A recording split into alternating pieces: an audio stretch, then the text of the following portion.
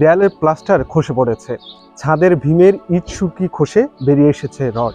বৃষ্টি হলে ছাদ দিয়ে পানি নেমে এমন বাস্তবতায় চলছে এই শিক্ষা প্রতিষ্ঠানের পাঠদান কর্মসূচি। সরকারি ঝুঁকিপূর্ণ বিদ্যালয়ের তালিকায় রয়েছে এই প্রতিষ্ঠানটি। বলছিলাম সুন্নতচর হাজী আলতাফ হোসেন সরকারি প্রাথমিক বিদ্যালয়ের কথা।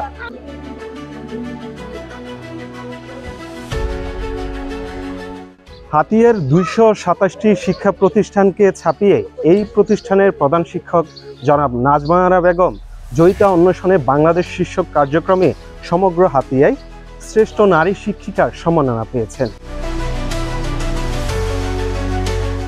আন্তর্জাতিক নারী অধিকার পক্ষ এবং বেগম রোকেয়া দিবস উপলক্ষে সমগ্র হাতিয়াতে জয়িতা অন্বেষণে বাংলাদেশ শীর্ষক কার্যক্রমে হাতিয়ার শ্রেষ্ঠ শিক্ষিকা হিসেবে সম্মাননা পেয়েছেন শ্রদ্ধেয় জনাব নাজমা আরা বেগম।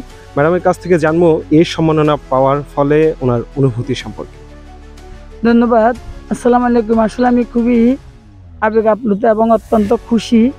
আমার মতো হাতিয়াতেও এরকম অনেক শিক্ষিকা আছেন যারা এটা অংশগ্রহণ করতে পারতেন, কিন্তু তাদের সাথে প্রতিযোগিতায় আমি যে এই জয়িতা অন্বেষণে পুরস্কারটা বা সম্মাননাটা পেয়েছি, এই জন্য আমি অত্যন্ত খুশি এবং সক্রিয়।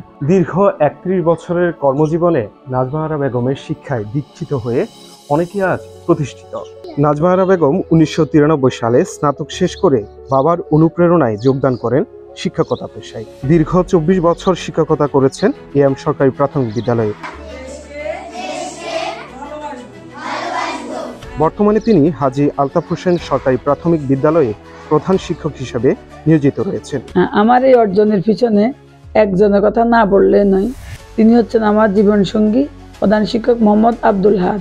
আমি মনে করি আমার স্বামীর মতো প্রত্যেক পুরুষই যদি তার স্ত্রীর সহযোগী হয়, তাহলে ঘরে ঘরে জয়িতা সৃষ্টি হবে। বিচ্ছিন্ন হাতিয়া দিতে নাজমা আরা বেগমের মতো নারীরা মানুষ তৈরি করার ব্রত নিয়ে প্রতিনিয়ত এভাবেই লড়াই করে চলছে। এই লড়াই আরও নাজমা আরা বেগম তৈরি করার লড়াই। এই লড়াই সত্যিকারের মানুষ তৈরি করার লড়াই।